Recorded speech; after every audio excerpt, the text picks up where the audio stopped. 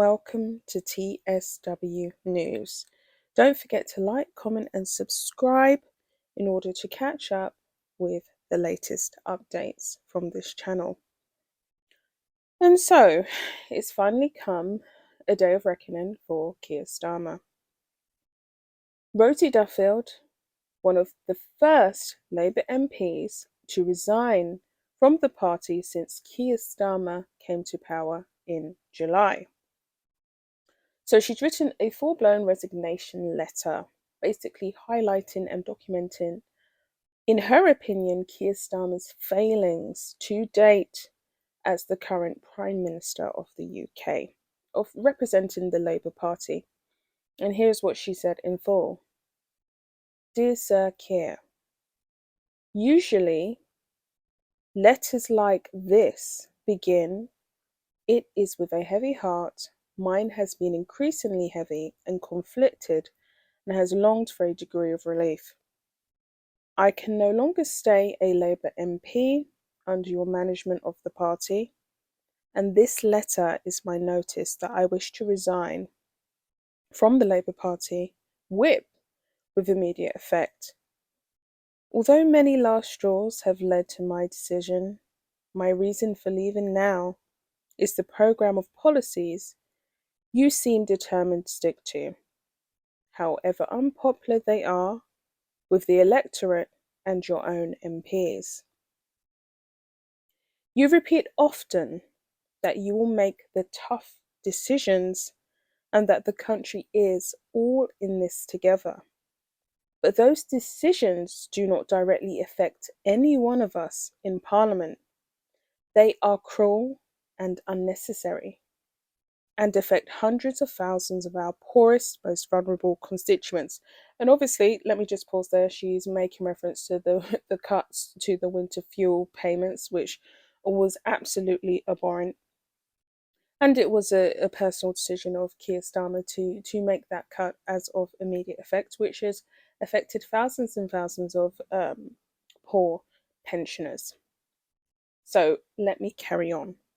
This is not what I was elected to do. It is not even wise politics, and it certainly is not the politics of service. I did not vote for you to lead our party for reasons I won't describe in detail here, but as someone elevated immediately to a shadow cabinet position without following the usual path of honing your political skills on the back benches.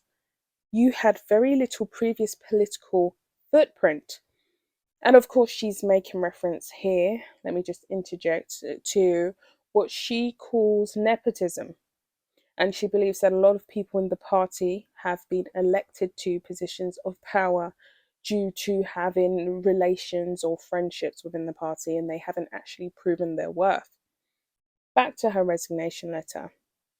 It was therefore unclear that your political passions, drive or direction might be, as the leader of the Labour Party, a large movement of people united by a desire for social justice and support for those most in need.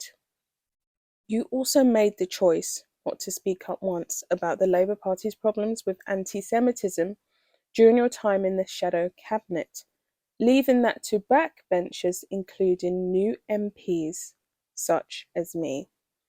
Since you took office as the leader of the opposition, you have used various heavy-handed management tactics, but have never shown what most experienced backbenchers would recognise as true or inspiring leadership.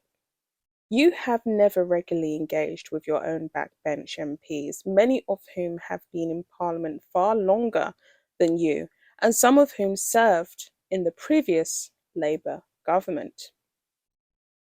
You have chosen neither to seek our individual political opinions nor learn about our constituency experiences, nor our specific or collective areas of political knowledge. We clearly have nothing you deem to be of value. Your promotion of those with no proven political skills, and I do believe here she's possibly making reference to the Vice Prime Minister Angela, and no previous parliamentary experience, but who happen to be related to those close to you or even each other, is frankly embarrassing. And this is the nepotism that she talked about earlier. In particular, the recent treatment of Diane Abbott, now Mother of the House, was deeply shameful and led to comments from voters across the political spectrum. A woman of her political stature and place in history is deserving of respect and support regardless of political differences. As Prime Minister, your managerial and technocratic approach and lack of basic politics and political instincts have come crashing down on us as a party after we worked so hard, promised so much, and waited a long 14 years to be mandated by the British public to return to power. Since the change of government in July, the revelations of hypocrisy have been staggering and increasingly outrageous. I cannot put into words how angry I and my colleagues are at your total lack of understanding about how you have made us all appear. How dare you take our longed for victory, the electorate's sacred and precious trust, and throw it back in their individual faces and the faces of dedicated and hard-working Labour MPs. The sleaze, nepotism, and apparent avarice are off the scale. I am so ashamed of what you and your inner circle have done to tarnish and humiliate our once proud party. Someone with far above average wealth choosing to keep the Conservatives' two-child limit to benefit payments, which entrenches children in poverty, while inexplicably accepting expensive personal gifts of designer suits and glasses costing more than most of those people can grasp. This is entirely undeserving of holding the title of Labour Prime Minister, forcing a vote to make many older people iller and colder, while you and your favourite colleagues enjoy free family trips to events most people would have to save hard for. Why are you not showing even the slightest bit of embarrassment or remorse? I now have no confidence in your commitment to deliver the so-called change you promised during the general election campaign and the changes we have been striving for as a political party for over a decade. My values are those of a democratic socialist Labour Party, and I have been elected 3 times to act on those values on behalf of my constituents. Canterbury made history when its voters elected their first woman and only non-Conservative MP since the seat was created in the 13th century.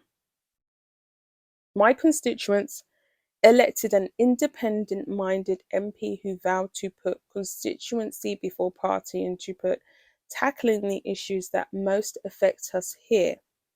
Brexit fallout, funding of our universities, our desperately struggling East Kent National Health Service, dire housing situation, repeated sewage pollution, and protecting our vital green spaces.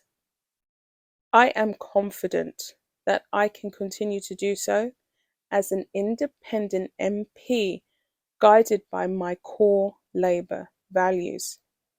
Sadly, the Labour Party has never shown me any interest. The Labour Party has never shown any interest in my wonderful constituency in the 7 years that I have been in Parliament. But I am proud of my community and will continue to serve them to the best of my ability. My constituents care deeply about social issues such as child poverty and helping those who cannot help themselves. I will continue to uphold those values as I pledged to do when I first stood before them for election in 2017. As someone who joined a trade union in my first job at 17, Labour has always been my natural political home. I was elected as a single mum, a former teaching assistant in receipt of tax credits. The Labour Party was formed to speak for those of us without a voice, and I stood for election partly because I saw decisions about the lives of those like me being made in Westminster. by only the most privileged few. Right now, I cannot look my constituents in the eye and tell them that anything has changed. I hope to be able to return to the party in the future when it again resembles the party I love, putting the needs of the many before the greed of the few. Yours sincerely, MP Rosie Duffield. And so there you have it, her letter of resignation. Now, here we have a Prime Minister filled with absolute hypocrisy. He observes his religious beliefs on a Friday from 6 p.m. He believes in no work taking place through to Sunday, I believe it is, to observe the Shabbat under his Jewish religious beliefs, to reinforce that belief system for his wife and his children. She is a practicing Jew. Now, I have absolutely no opposition to religion, but what I'm saying is these cuts that he's imposed on the general public, this removal of this VAT exemption, 20% VAT exemption from private schools, is forcing people, his constituents, to go out there and they're having to look for weekend jobs. They don't have the luxury to observe they don't have the luxury to observe their personal religious beliefs anymore since Keir Starmer's come into power. So on the other hand, he's basically told people who aren't as fortunate to go out there and work. Some people are working extra jobs to pass those profits on to their grandparents who cannot afford to put the heating on since the winter fuel cuts. He's also sanctioned the release of 1,750 unstable prisoners, and that happened on September the 11th.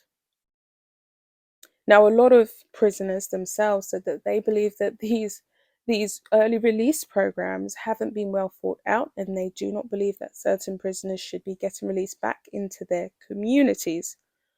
So on top of the 1,000 prisoners who are released every month, an extra 1,750 prisoners are also added to that. This has not only put former partners from some of these convicts who, were in for domestic abuse at risk, but also it has put a lot of strain on the probation system in the UK, which is underfunded as it stands. And just to add to my earlier comment, he has imposed the 20% VAT tax exemption and to be enforced retrospectively from July 2024. This comes into force from January 2025, January the 1st. This threatens thousands of kids' education and their social development. If their parents can't find the extra money for their terms next year, they will have to leave their friends from the old schools behind and possibly face bullying, especially for those children who are in private schools because they have special needs. This leads me to believe that there is nothing that Keir Starmer seems to get right. He has done all of this, meanwhile accepting very generous donations from a Guyanese television and media business tycoon called Lord Ali. It's very interesting that he cannot live according to the lifestyle that he is imposing upon others. He's imposing these awful changes, and he's only been in term for just over 9 weeks and cannot live within a spending budget himself. He's accepted £5,000 for his wife's clothing allowance from Lord Ali. He's accepted £20,000 in property for his son's education when he was studying his GCSEs, and he failed to declare an extra £16,000 on top of another £16,000, I believe it was, in total £30,000, somewhere around that number, in gift donations from Lord Ali, which he did not want to disclose. He's living a lavish lifestyle. He doesn't really live by what he preaches. So, skipping forward to this month, another 2,000 prisoners are to be prematurely released back into the community this October. we know that this is a failed scheme. Now, according to reports, 37 prisoners who were released from September were wrongfully released in the first wave, and some of them comprised of stalkers and domestic, abusers. These people had previously breached court-ordered injunctions and has left their victims fearing for their safety and their lives. Campaigners and charities have warned that the scheme may come at the expense of women and children's safety, while others raised concerns that it would push probation services to a breaking point. Now, this is a guy who essentially accepted £20,000 worth of property. I think it was a 2-month stay or a 6-month stay. I don't know how long it was, for his son to study for his GCSEs because of the pressure of the paps and the media and the press outside of their home, stalking them, taking pictures, blah, blah, blah. And yet he's putting thousands of women's lives at risk, potentially children's lives at risk, potentially destabilizing these families due to this early release scheme in a bid to save some money. And there's no actual factual proven evidence that the government is going to fill in that. Is it the 20 billion deficit that we find ourselves in? The debt? He's looking to fill this black hole, but all of these things that he's doing, there's no proven facts. There's no guarantee. With all of the lives that could potentially be lost, these cuts are going to make a difference. Thank you for watching, and don't forget to like, comment, and subscribe, and we will be back with another one.